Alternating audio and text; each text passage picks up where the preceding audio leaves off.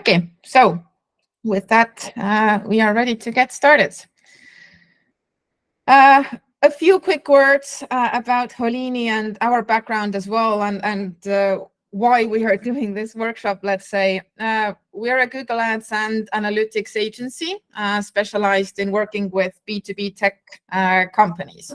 So this specialization, combined with having a really cool, amazing team of senior specialists in our team, has enabled us to audit and work on some really cool B2B accounts and some rather, let's say, more in-depth strategies for these businesses in our portfolio. So we usually work with B2B companies who are looking to optimize and scale up their Google Ads efforts, including some high growth companies, usually starting from A round, if investments are also included, all the way up to unicorns, like, for example, Brief here, who we have partnered up with for years already now.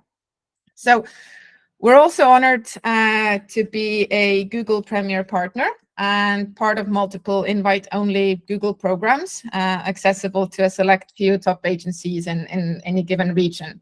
And this gives us additional access to some more resources and insights and support from Google, whether that be for international expansion, discovering and validating new markets, or things like that. But enough about us. Let's start talking about you and your accounts and your research and your ad copy. So this is what we have in plan for today. First of all, the important things to keep in mind about how to approach responsive search ads differently if you're a B2B company, and what can go wrong and how to tackle the main challenges you are probably facing. So Google Ads as a platform and the algorithms and automations there are, I would say, mainly tailored to maybe large e-commerces or companies that have rather larger data volumes. So B2B has its specific challenges, but that doesn't mean that it's not possible to make Google Ads work for a B2B company. So let's see the RSA part of making it work today. Then I will walk you through the process that works well for us and our clients for RSA or any like ad copy research, really, and sharing example cases throughout as well. And well, it seems that anyone used to be in a band. Then it was a podcast that was all the rage that everyone was doing. And now the band/podcast of our time seems to be a custom GPT. So towards the end, if you stick around, you'll also get access to Holini's own custom GPT that simplifies the process of gathering insights from customer reviews. So you don't have to do it fully manually. So in general, by the end of today's workshop, you'll basically get a nice structured way, or we at Holini really love the word process, to guide you through your ad copy research. And as you may have noticed from the pre-communication about this workshop, this is actually part of a series. So today we are covering the research portion of eventually having great responsive search ads. And in the next episodes coming up, we will cover RSA creation. So actually putting this research into use and creating RSAs for yourself. And after that, RSA optimization, the things we do and how to do to optimize them once they are already up and running. And then in the final workshop from this series, my teammate Matthias will show you some really cool things with ad customizers. So some nice examples and basically just a walkthrough, because we've seen that it's not a very common tool to be used in Google Ads, but it has its own very cool use cases and enables you to kind of hack the system a little bit. But I will leave that all to Matthias. Okay, so in our last workshop, I see some familiar faces, so I know a few of you participated, but I'm not seeing the full list of you guys right now. In our last workshop, I talked about how account structure in Google Ads can be viewed and used as a tool for aiding machine learning. And that discussion, that workshop was mainly from the bidding and user profiling and kind of data grouping perspective. But today, when focusing on RSAs, we are keeping in mind that learnings about the assets you have provided for your responsive search ads and their respective performance happen on ad group level. So even if you have two identical or very similar responsive search ads in two different ad groups, the learnings about the headline and description combinations, their performance and suitability for any specific user happen separately in those two ad groups. Again, everything learned on ad group level about responsive search ads, which kind of double or triple highlights the importance of optimal account structure. So if you missed the last workshop about account structure nuances for B2B, it's still viewable on our website, holini.com. And not to toot my own horn here, but I think it was pretty good stuff. A very short summary or kind of overarching thought from it is that we want to consolidate as much as possible, so to not dilute data into small, tiny structural units, whereas each structural unit won't have any proper data to make any decisions.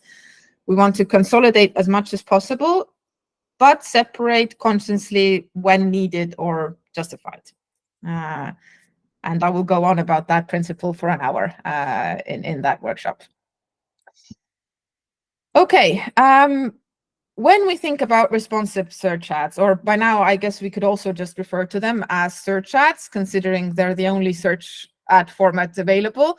Let's really not overcomplicate it and keep in mind that their main goal is to simply align with the search query and its intent that we captured with our chosen keywords.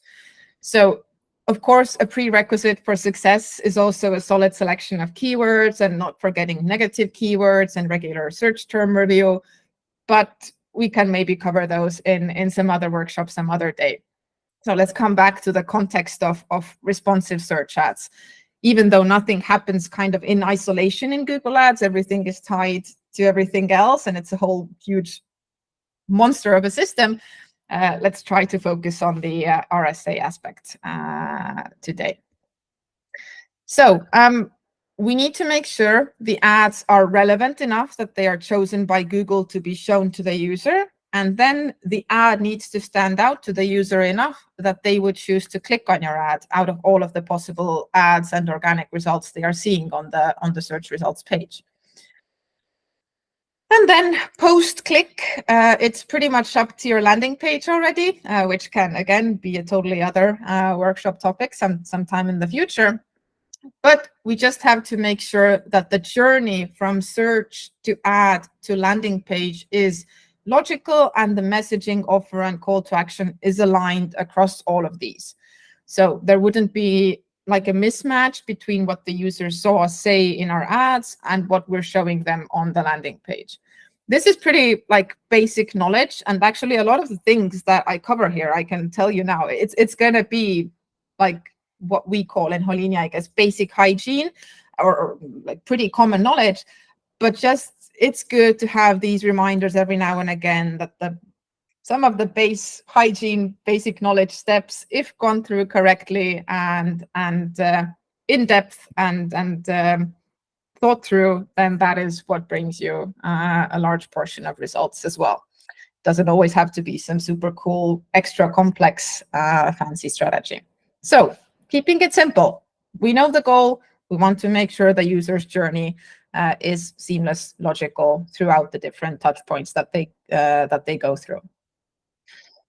Now, I promised to address the RSA topic from a B2B specific perspective. And while many parts of our framework that we'll discuss today will be equally relevant to B2C or any business doing Google Ads, I do want to acknowledge the differences of B2B and its specific challenges and how we at Holini combat or overcome them. So the first kind of overarching theme that we have to keep in mind when talking about B2B is, of course, data scarcity. And even in accounts that are very large in terms of budgets and spend, for example, they still lack the ideal sufficient amount of rich, good quality data for Google's algorithms to do their job in the best, most informed, data-driven way possible. So in the RSA context, this would mean sufficient data about each and every possible asset and asset combination per type of user, which Google kind of says that it does as well, but different users are shown different combinations of your ads. Now, a little kind of number to get you thinking a little bit is when all assets in responsive search ads are used, so 15 headlines and 4 descriptions, and not even mentioning extensions here at all, those produce over 40,000 possible combinations of ads. And I repeat, 40,000.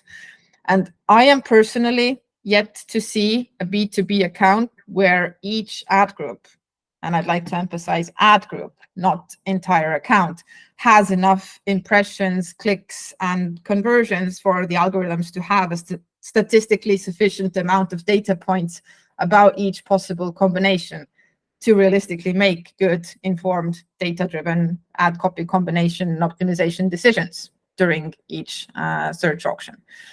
So the first thing I can quite confidently suggest is that don't double and triple that, even making it even harder. Meaning, don't add 2 or 3 responsive search ads per ad group to make these optimization decisions even harder for the algorithms. We should rather consider if even using the maximum number of assets in one RSA is justified.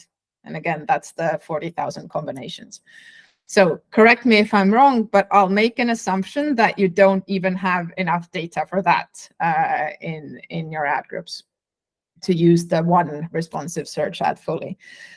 So in most B2B cases, it's actually better to give the algorithms less variations to work with. I'm not saying limiting it fully and only giving 3 headlines, but first of all, one responsive search ad is enough. And there is no like golden rule here, but I'd say that based on our experiences, going in with maybe 7 to 10 headlines is more than enough. And focusing on quality over quantity, maybe utilizing pinning as well to further limit the number of possible combinations and get a like balance of control versus optimization freedom for the algorithms. And I will cover our thoughts on pinning a little bit later as well. Now, the second thing we always have at the back of our heads when dealing with B2B accounts is the different intent of users doing the search. In some cases, the marketing gods have smiled upon some of us, and for some businesses, it's easier to differentiate with the keywords and search terms if the user or the search has B2B intent or not. So, for example, with keywords like identity verification software, it's quite clear that it would be B2B. But when the business operates in an area where the chosen relevant keywords can have a variety of, let's say, meaning behind them, we're facing a bit more of a challenge in Google Ads. For example, the keyword selling tickets, which can be a search done by a person looking for a ticket sales platform to sell tickets for their event. So B2B intent there. Or it can be a search done by a person who is looking to simply resell their concert tickets for a concert they can't attend. So definitely not B2B intent. However, the keyword is the same. So if the keyword doesn't tell us if the search is B2B or not, we have to try to make it as clear as possible with the ad copy, because we also don't want to pay for the person clicking on the ad and then only finding out on the landing page that, okay, this is not relevant for me, this is not helpful. Then we will have already spent our Google Ads budget on that person. So if you have offline conversion tracking in use, ideally, yes, the bidding algorithms would understand who is a potential B2B paying end customer and who isn't. But referring back to the first challenge, data scarcity, it would take an unreasonable amount of time for the algorithms to learn this on their own, if they even would confidently. So we help them, meaning we actually want to consciously avoid clicks from irrelevant people. And in a simpler world, yes, we could just stick to the principle or goal of getting as many clicks as possible when creating ad copy. But in B2B, we often actually want to avoid a portion of potential clicks. So to avoid spending our budget on those irrelevant clicks, we purposefully make the ad copy stand out as irrelevant to these irrelevant people. And this means also making sure that the kind of B2B intent clarification or irrelevance clarification in some cases isn't just included in 1 or 2 headline variations, because those might not always be shown, especially if Google's algorithms are rather motivated to get as many clicks as possible. And these kind of headlines don't exactly maximize clicks. So, as mentioned, a super important prerequisite for overall success in Google Ads is to have good conversion tracking that measures the actual business KPIs. And in B2B, this usually means that in addition to the steps leads can take on the website, for example, a demo or trial request or contact form fill, you'd also track the steps that happen offline. So, for example, leads becoming marketing qualified leads, sales qualified leads, and ultimately paying customers. So you can do that with the help of offline conversion tracking. And this is the easiest way to fully understand the quality of the clicks that you are bringing to the website with your Google Ads efforts and your current ad copy. And then you can better assess whether the traffic you're paying for to bring to the website is actually high quality and relevant for you. Now, just an example case I wanted to do some storytelling on from a recent audit is that we uncovered when analyzing the business's keywords, search terms, ad copy, and landing pages that a significant portion of the conversions that their Google Ads generated were actually from users with zero B2B intent, who had simply misunderstood the company's offering due to more generic messaging. And because it wasn't made clear enough that they are a B2B solution, and there was significant search volume for non-B2B intent, people's attention span and attention to detail is much smaller than you'd think. And as a result of this account had generated a lot of sign-up conversions that made the account results look better than they really were. But what was missing was improvement and growth in the actual business KPIs. So after sorting out these details, adding clarifications to the ad copy and landing page, and focusing attention on the conversions that reflected actual business KPIs, the traffic and sign-up conversions decreased, which was a good thing because wasted spend was eliminated and the conversions that actually mattered to the business increased. And this new setup was then ready for scaling without having to worry about also scaling inefficient spend and irrelevant targeting. So we have to be mindful that if there is significant volume for non-B2B intent as well, and your conversion tracking and bidding in the account doesn't reflect actual business KPIs, then we cannot blame Google's algorithms for bidding increasingly more on non-B2B intent searches. In most cases, non-B2B conversions are easier to generate, and so it only makes sense that Google's algorithms will bring more of those and train itself to bring more non-B2B conversions over time. So the problem will kind of snowball over time. The algorithms can only bring you actual business results if you feed them with relevant conversion data that reflects your actual business goals, and you set up your campaigns in a way that optimize towards those business goals, not trials, signups, demos, contact form fills, or something like that. And coming back to ad copy, how this all fits in here, ad copy is part of the tools that we use to ensure this relevance, to additionally help Google that it doesn't have to learn on its own who is going to end up a paying customer and who isn't. Okay, now on to the framework. But first, I'd like to give an absolute enormous, huge shout out to the Holini Google Ads team, who has put a lot of effort into developing the RSA framework that we'll cover today and in the following 3 workshops as well. And it's definitely the whole team's collective experience and collaboration that has brought all of these steps together into a logical and structured workflow that enables us to ensure that we don't miss any key insights when onboarding new clients or working on finding improvements for existing ones. So while I am the one presenting it here, because, well, the team is hard at work on their accounts and refining our other processes, I'd like to emphasize that the things we do and publicly present are always a team effort. So yay, team. Now, moving on to the actual stuff now. I believe no marketer has been able to escape working on and defining and perfecting their target audience or personas or an ideal customer profile. However, we decide to call it. And this ad copy research framework is absolutely no exception either. So this is where we will start. I do want to stress here, though, that perhaps persona isn't the best term for this, because that's usually like understood or interpreted as crafting this super specific actual person. For example, Mary, 38.5 years old, has 2 kids, plays tennis on the weekends, etc. We don't have much to do with this fairy tailing, storytelling type of information in the context of B2B search ads.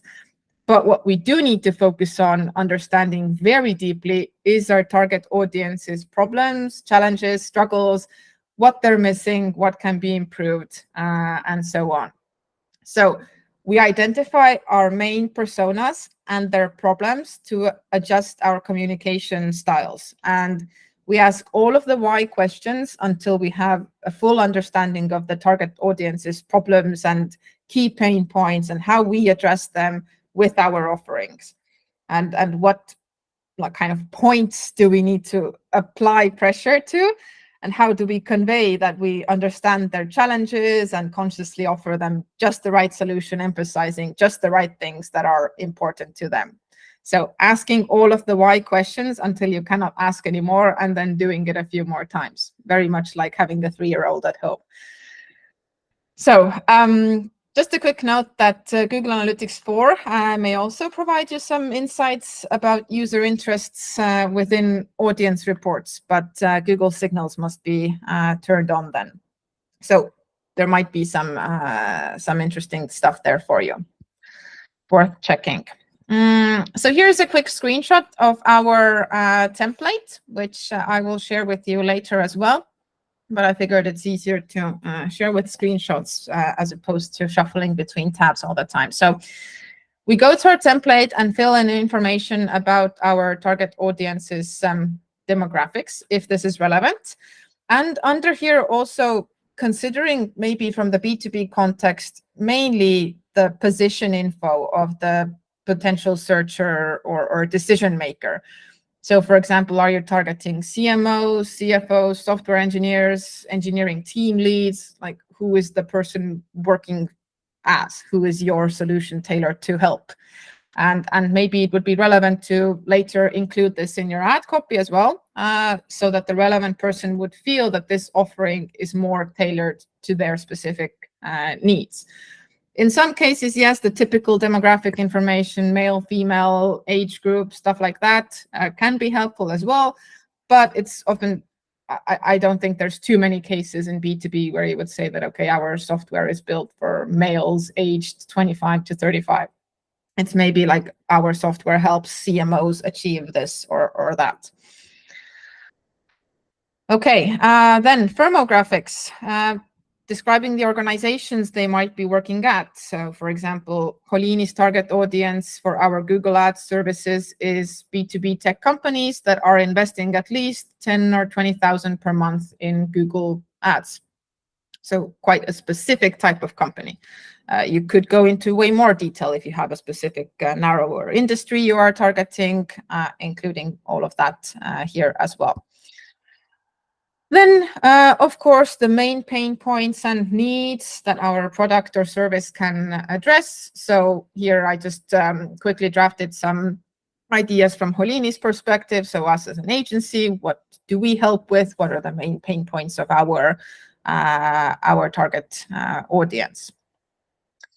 Then, of course, the main value propositions that we offer them, and these, like any other characteristics that you might feel are relevant. And with the value propositions, things like save time and money are, if that's your value proposition, I would say, let's go back to the drawing board, do some more brainstorming, and understand if there is something deeper that we help solve.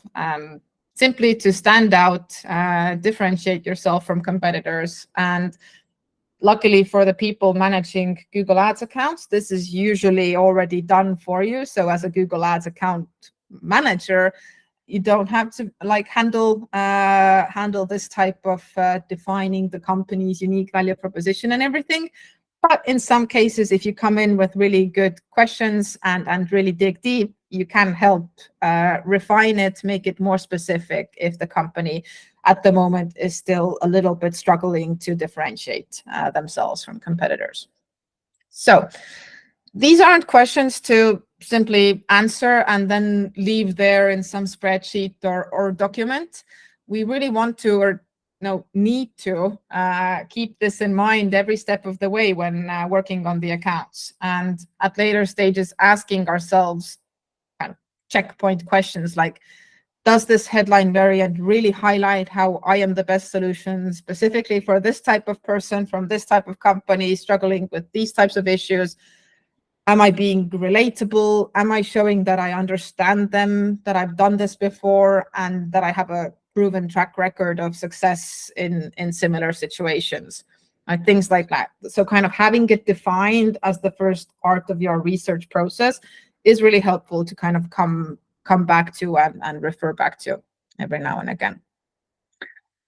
Next, an absolute gold mine and source of great information is reviews from your real customers, both happy and unhappy ones.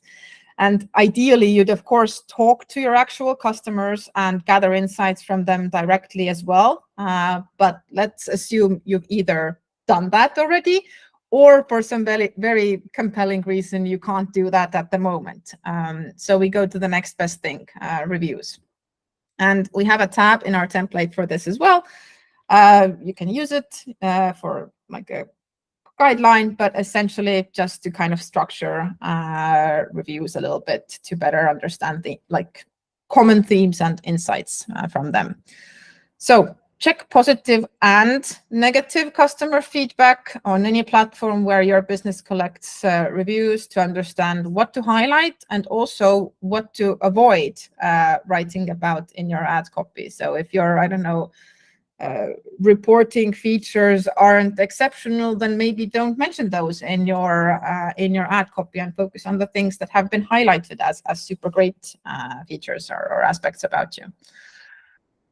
Then take a bucket of reviews and cluster them, for example, in a sheet like this one to identify common pluses and minuses.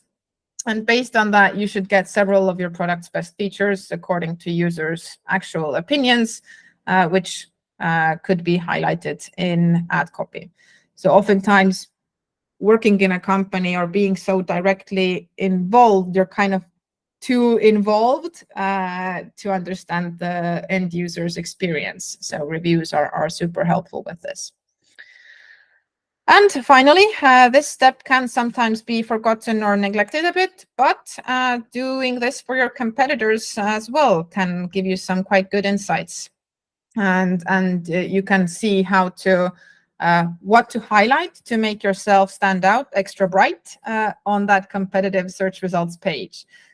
Because the point of looking at competitors isn't to copy them, to end up all looking the same on the search results page, rather understanding your differentiation and just kind of double checking that you don't forget anything.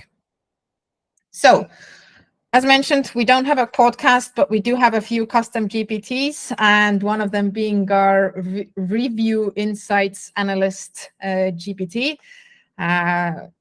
We might need to work a little bit on naming our products. It's not a product, but you'll see. I'll give you a quick glimpse as well. So I'll move to sharing this tab. You should be able to see this now. So what I did is I copied a URL of the company Scoro, Scoro's reviews. And now what it does, it checks it out in a moment and gives us the kind of main positive aspects, negative aspects with quotes, and a quick summary as well to understand, okay, user-friendly design, comprehensive features, especially works well for small and medium-sized businesses. Okay, good things to keep in mind when crafting ad copy or landing page copy as well. But a few things that maybe not too specifically highlight or go into battle with against competitors, pricing structure or mobile app functionality. Good stuff, quick and easy. No excuses really to disregard review analysis when you have such a quick and easy tool available. So you will get access to this as well. Just noting, coming back to the presentation. Yeah, it's working. Right now, it works with these review platforms, but doesn't yet work with these. So just to kind of keep in mind. But nonetheless, still worth doing your research, even if it has to be manually. Very good insights there. Just a moment now, coming back here. Next thing, landing pages. We want to take a good look at our landing pages as well. And oftentimes, again, the marketing team has already done great work in refining the angles of messaging and copy for landing pages. So it's nice and easy to get good copy ideas from there.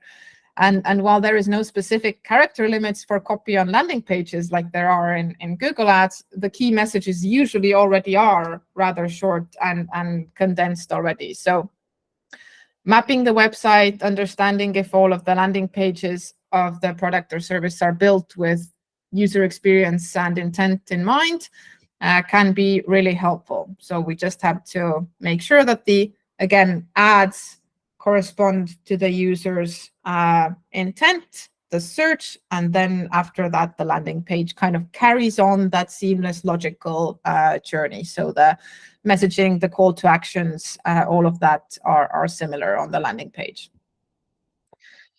Yeah, just went through this already, reviewing the landing pages from the user experience and intent perspective. And for this, again, we have a tab in our template to kind of structure some insights from there and identify which landing pages would be ready for use with Google Ads and which maybe aren't the best fit or match with the current Google Ads setup. Yes, again, our ads and landing pages must correspond to users' intent and experience and contain the same call to actions. If you have a distinctive solution in your market, also, of course, making sure it's mentioned on the landing page and in the ad copy. The landing page should clearly state that the benefits of the solutions you provide to a particular set of customers. If you're missing something in either your ad copy or in your landing pages, just good to kind of review them every now and again and make sure it's all aligned. Next, checking out what others are doing. And as mentioned before, not with the intent of copying them, but rather understanding your differentiation and simply double checking that you haven't missed any key aspects that others have felt important enough to highlight. And a typical approach to the analysis would be to first agree on top competitors to analyze. Not all of them are probably going to be worth spying on, let's say.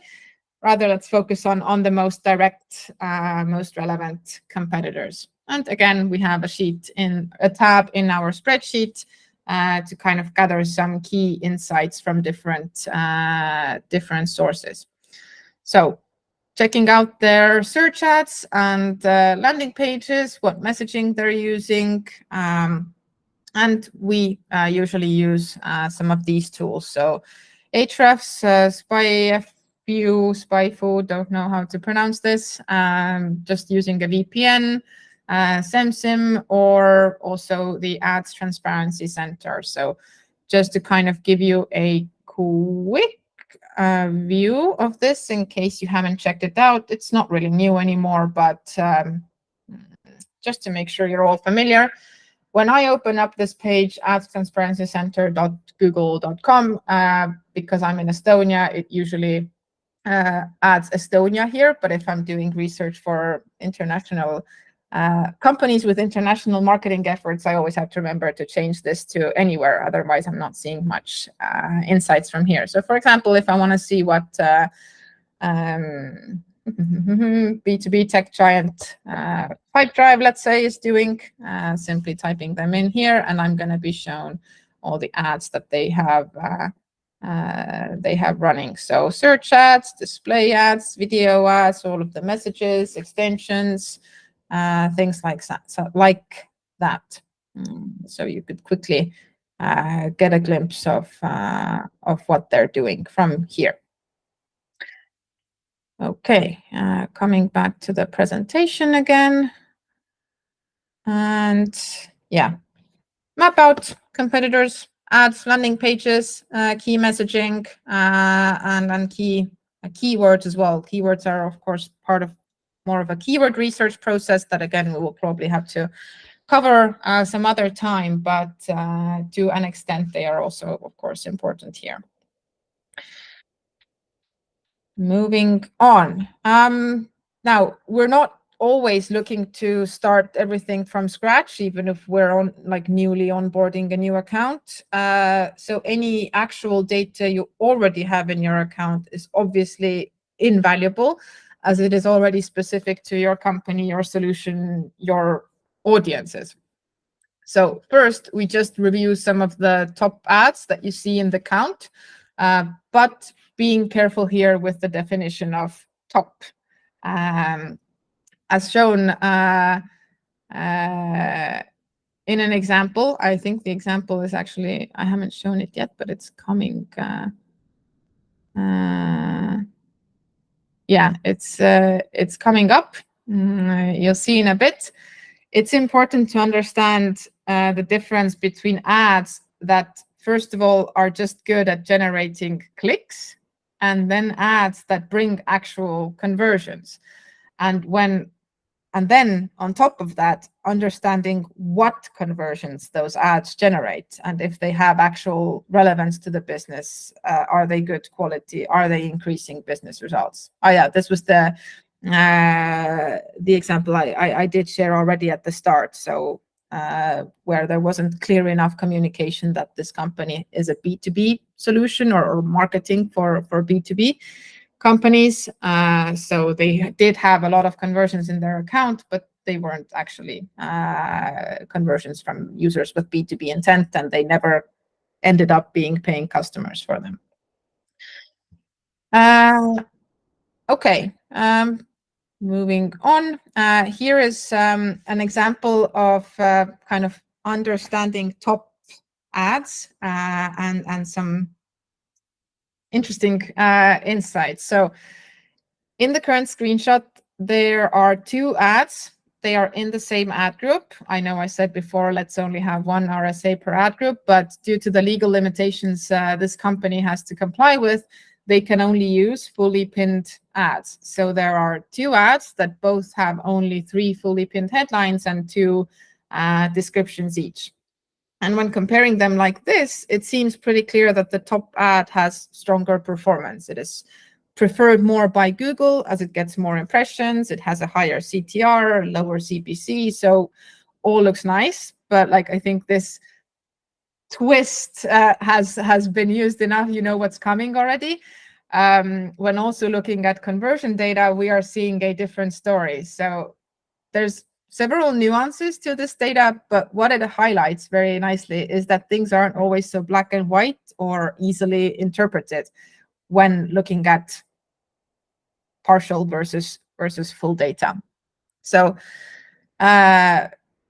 clicks impressions based, one ad is winning when looking at conversion data, like conversion rate is double for the second one, CPA lower, all of that. So it's going to be interesting to see if when there's more data available, will the algorithms understand that the second ad is better and more cost efficient at generating conversions, which is the goal of this campaign. We're not trying to maximize clicks for this account. So, but just to show you, like, this type of understanding what a top ad is requires asking multiple questions and looking at multiple data points. So first, just reviewing the top ads, being conscious what you define as top, and to better understand kind of some insights then about the top ads that you have decided are top. What you could do is export data about top ad combinations. So hang on, there was going to be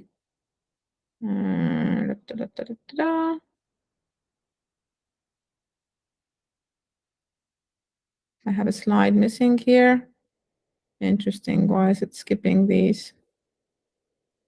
Hang on. No. Give me a second. I'll figure it out.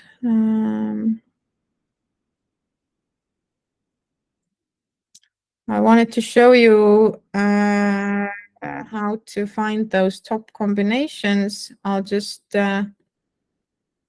let's see if refreshing it helps. Turning it off and on again. Going back to here. Start slideshow.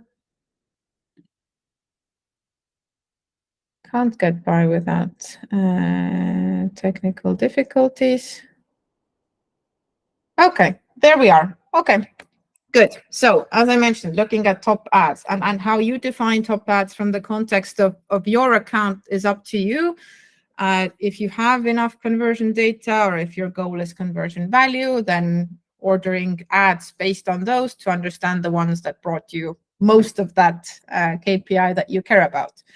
So currently ordering here are ads based on conversion value, also excluded brand campaigns and competitor ads from this example, and looking at the top ads. Now, to be able to see the actual combinations that the RSA produced and put forth for users, there's this it's not hidden, but it's made very conveniently small by Google for some reason, this link to view asset details. So by clicking on that, you will open up your assets report, and then moving to this combinations tab that I have highlighted in yellow here, now showing with a very wonky green highlighter as well. Going to that combinations tab, you can then download information about those top combinations. Now, unfortunately, of course, those the data that you will have about these top combinations and the assets will be impression data, because Google still doesn't give us conversion data about specific combinations and specific assets. But we can kind of make the assumption that the ones that got more impressions were the ones that brought the majority of the key results for us. So it's not like 100% solid, but with some assumptions put into the mix, it can give us some insights. And by exporting this, you can generate a report for yourself where you have, for example, information about top converting combos, which headlines were shown, which descriptions, and then understanding also, if you want to do this analysis, if you feel it would give you some good insights, what brought conversions, what brought conversion value, what maybe didn't perform as well, so what to maybe avoid, and what was high CPC. Like you can define any of the metrics based on how you filter your ads in the step here. So ordering your ads and then choosing the asset report for each individual ad. Okay, next, keywords. Preparing keyword research should ideally be done as a separate step or before working on ad copy already.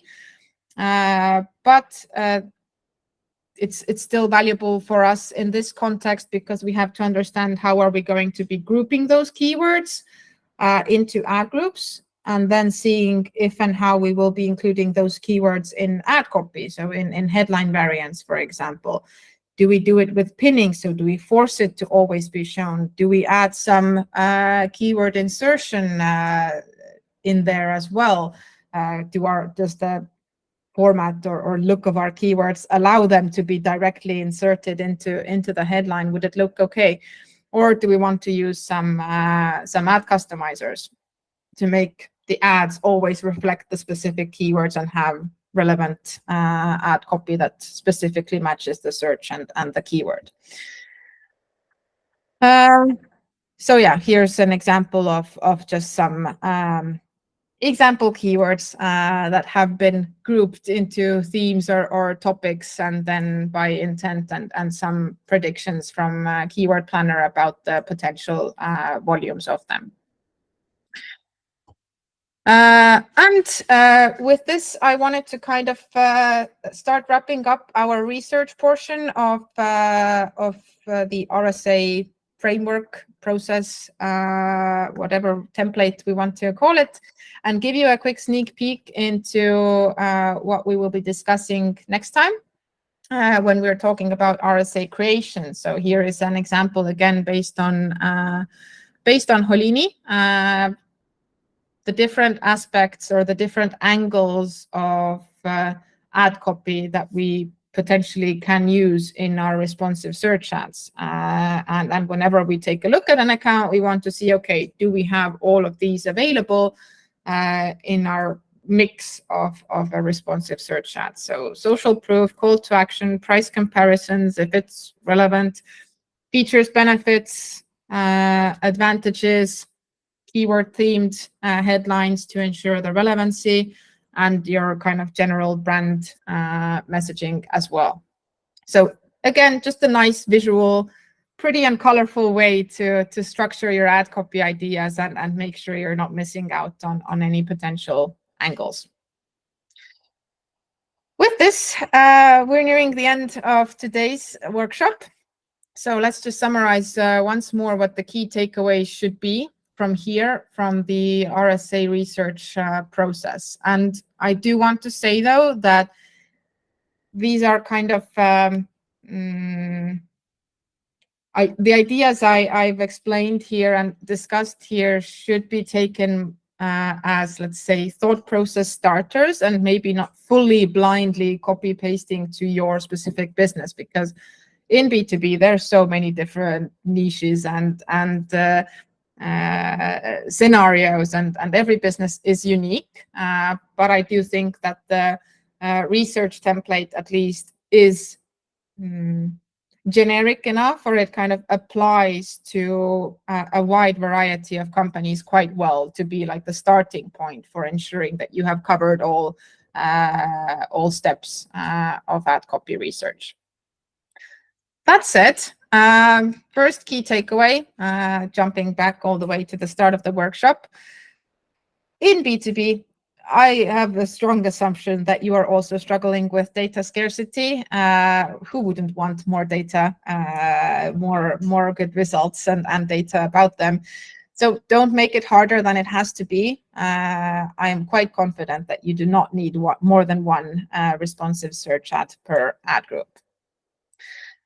Also, ensuring that if you are struggling with that kind of differentiation between B2B and B2C or non-B2B intent with your keywords and searches, make sure you're communicating that you are a B2B solution and who exactly is your solution tailored to in your ad copy.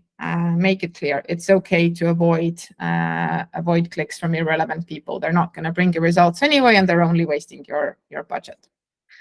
And the focus really when creating this whole personas and then the ad copy that speaks to them should be understanding the prospect's problems, challenges, showing that you are relatable, showcasing your compatibility, your previous experience, making them feel safe and confident in choosing you and further researching you when they click on your ad. Now, before I take a look if there's any questions, now is your chance to add them. If you have any as well, I'd like to remind you, recording and slides will be coming to you early next week, the latest. You'll get the link to the email you provided when you registered. And the recording will also be available on holini.com under workshops.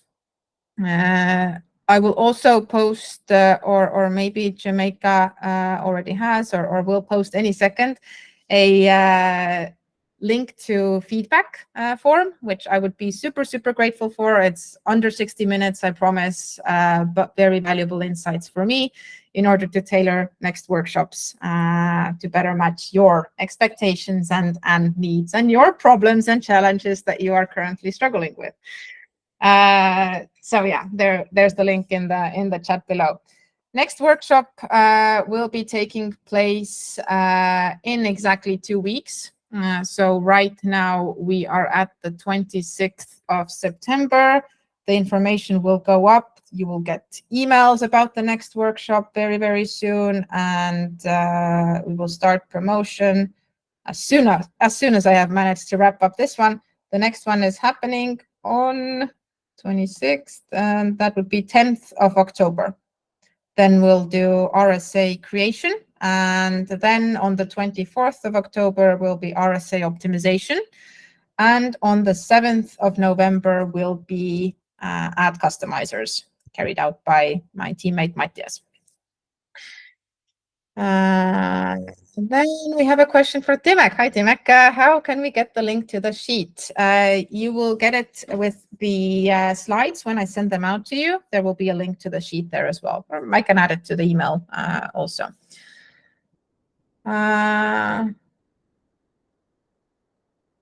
8 headlines with one AIN keyword. Maybe that's it. With one keyword on top of other USPs, how do you deal with it when you have smaller volumes? Need to group more keywords under one group?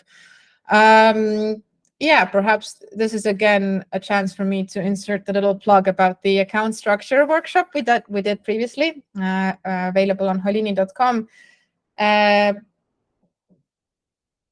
If you're struggling with volumes per ad group, then I guess it just makes sense to ask yourself, was there really reason for creating such a small ad group in the first place? Maybe there was. Maybe it has like a totally different intent than your other groups.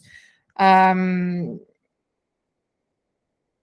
general, if you can, consolidation, of course, helps in terms of having more data. I'm not sure I understand the question fully of how do you deal with it. Ad quality will get poor if not enough keywords used. I would say that ad quality doesn't necessarily have an association with number of keywords used. It's rather how relevantly they are packed into that ad group. If they are around one specific intent or theme, and then does the ad correspond to that same theme? In terms of volumes, if you maybe the question here is if you cannot analyze like your end business goal, so let's say paying customer data and how like each specific ad brought that, then yes, you will have to come slightly higher up in the funnel. to see how those ads and which one of them produced sales qualified leads. If you don't have enough of those, looking at marketing qualified leads, and ultimately, even if you don't have enough of those, just moving up until, well, anything is better than just clicks. Analyzing micro conversions, how people engaged with your website. Did they do anything additional there besides just landing there and bouncing? Is already an indication that gives you at least some insights. Ideally, yes, we want to analyze paying customers, but if we don't have data, we have to work with what we have. Looking at longer periods perhaps as well could help here. We have a question. I hope I answered, Mari-Liis. If I didn't, ask me a follow-up. I have some time. Question from Georg. If you start with a persona, do you also consider the stage of the sales funnel to apply, or is this more relevant to B2C? With a persona, I would say, like, the persona is still the person is still the same. Their struggles are still the same. It's just they are at a different stage of understanding their struggles and the applicable solutions to it. In general, I am becoming more of a firm believer that the kind of traditional shaped linear funnel is rather hard to apply in actual practice. In general, it's just however we kind of what shape we give it or how we draw it. There's different theories now as well, but the general principle remains the same. Understanding your audience, understanding the problems that they have, and making sure that you are targeting relevant people with relevant messaging and proving how you can solve their specific problems. I hope this answered your question a little bit. I wouldn't say I define different personas for different funnel stages. With keywords, it's often also hard to define the funnel stage. In some cases, it's more clear and easy, but in some cases it's harder. Mari-Liis clarified about variations. If keyword is searched, but all keywords have low volumes, if not mentioned in ad copy, I often see poor ad quality. After adding, excellent. Many similar.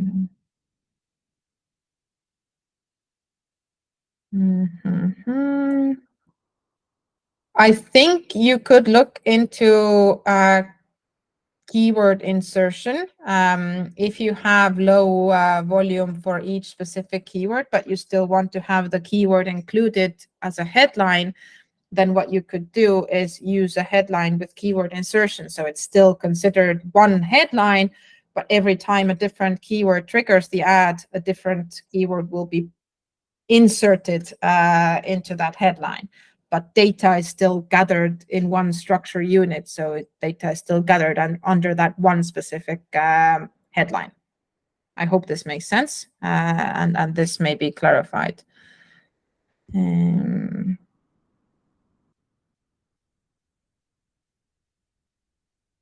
hope this was good. Any other questions? Last chance to submit them. If not, then we would wrap it up. A quick reminder again about the feedback. I am super duper grateful for anything you have to say, good or bad. And I promise to then implement it to the best of my capabilities for the next presentations. Thank you guys for participating. And see you then in 2 weeks for the RSA creation portion of this workshop series. Thank you. Bye-bye. So many emojis. Thank you very much. Goodbye. Goodbye.